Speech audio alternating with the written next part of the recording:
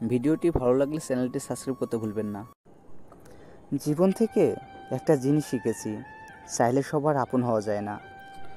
মানুষ আসলে যতটা আপন সাজে ততটাও আপন নয়। হাসতে নিজে শেখো, কারণ কাঁদতে তো সবাই শিখিয়ে দিবে। তোমার ভালোবাসাটা মিথ্যে হলেও অভিনয়টা কিন্তু পারফেক্ট ছিল। নীরবতা অনেক কথা বলে, যা বোঝার ক্ষমতা সবার থাকে না। একবার বিশ্বাস ভেঙে গেলে সরি কোনো কাজে আসে না। অনুভূতিটা আমার একান্ত চলে যাওয়ার কারণ তোমার ব্যক্তিগত। কখনো কখনো গুরুত্ব বোঝার জন্য দূরত্বের প্রয়োজন হয়। বেকার ছেলেটাও একদিন ভালো চাকরি পেয়ে যাবে, শুধু পাবে না হারিয়ে যাওয়া ভালোবাসা। একা থাকতে শেখো বন্ধু, কষ্ট কমে যাবে। জীবনের একটা গল্প লিখতে বসলাম, দুঃখগুলো লেখা শেষ, কিন্তু যখনই সুখ লিখতে যাব ঠিক তখনই কলমের কালি শেষ। এটাই জীবন। সকলে বরং রঙিন দেখুক, হৃদয় থাকে না ক্ষত। আগুন দিলে পুড়বে না হয় রং মশলের মতো। মানুষের কিসের এত অহংকার, যার শুরু হয় এক ফোঁটা রক্তে আর শেষ হয় মৃত্যুকায়। পারফেক্ট কাউকে চাই না, বিশ্বাস করা যায় এমন একজন হলেই হবে। তুমি আসবে বলে তাই আমি স্বপ্ন দেখে যাই, যা তা কথা বলি বলে মূল্যহীন ভেবো না। পেয়ে গেছে সে নতুন ঠিকানা, তাই আর যোগাযোগ হয় না। জীবনে এমন কাউকে ভালোবাসো যে তোমাকে ভালোবাসতে না পারলেও তোমাকে সম্মান করবে। পৃথিবীতে কেউ পারফেক্ট নয়, কিন্তু কোনো কিছুই অযোগ্য নয়। প্রত্যেকের একটা জায়গা থাকে যেখানে সেই সেরা। আজ যা সামান্য রাগ অভিমান তোমার কাছে বিরক্ত লাগে, কাল ওই মানুষটা রাগ অভিমান করা বন্ধ করলে তুমি তার রাগ অভিমান মিস করতে থাকবে। রাগ অভিমান যে কারোর জন্য আসে না, ওই মানুষটার উপরে রাগ অভিমান আসে যার প্রতি মনে ভালোবাসা রয়েছে। একটা সম্পর্ক তখনই বেশ সুন্দর হয় যখন অধিক রাগ অভিমানের পর দিন শেষে সম্পর্কটা আবার ঠিক হয়ে যায়।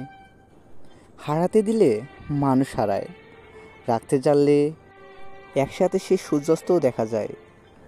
রাগ অভিমানের জন্য কাউকে ভুল বুঝতে নেই, সেটা অন্যায়।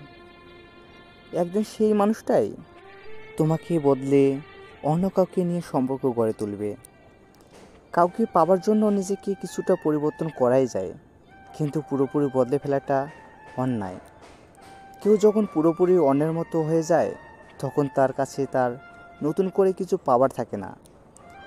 আর যেখানে পাওয়ার কিছু থাকে না সেখানে মানুষের আকৃষ্ট কম।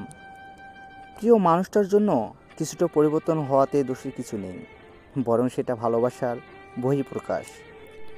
তবে অতিরিক্ত স্যাক্রিফাইস করে নিজেকে পুরোটা বদলে দেওয়াটা বড্ড বোকামি। তখন মানুষটার অস্তিত্ব বলে কিছুই থাকে না। তুমি যখন কারোর জন্য নিজেকে পুরোটা বদলে ফেলবে তখন ওই মানুষটা নিজে বলবে তুমি আর আগের মতো নেই।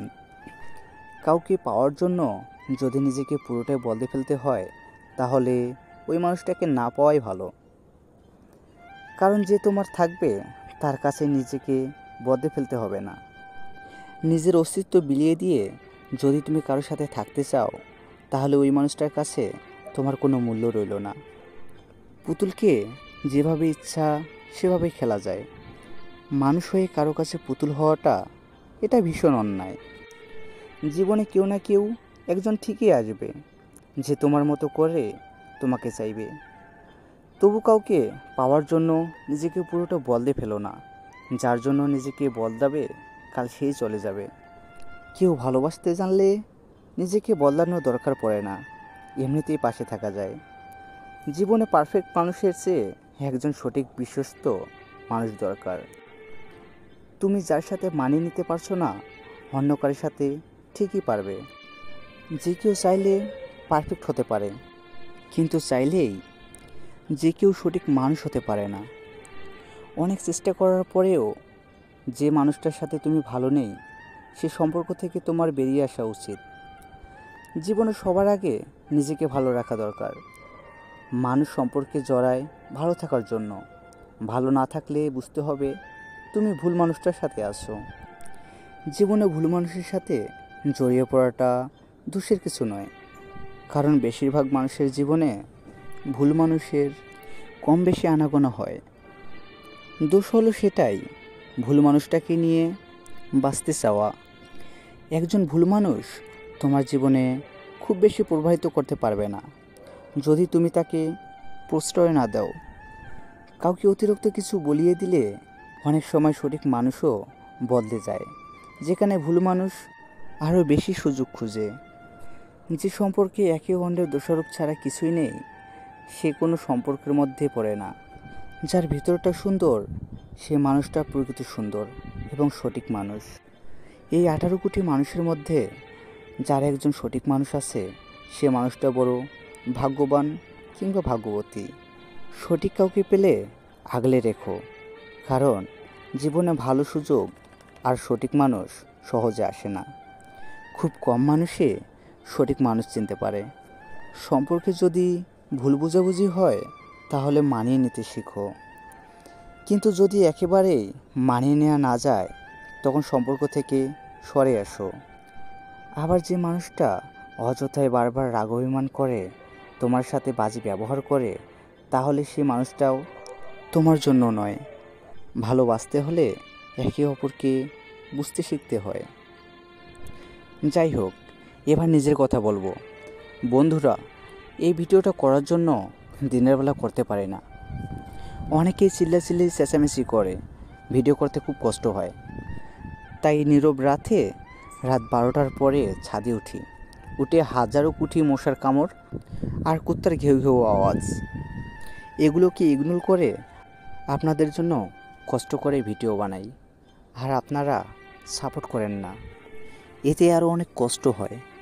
তাই বলছি, চ্যানেলটা সাবস্ক্রাইব করে পাশে থাকবেন। আপনার একটা কমেন্ট আর একটা সাবস্ক্রাইবে নতুন করে ভিডিও করার আগ্রহ জাগে। আশা করি বুঝতে পারছেন। ধন্যবাদ। ভালো থাকবেন সবাই, আর সবার প্রিয় মানুষটার খেয়াল রাখবেন। আল্লাহ হাফিজ।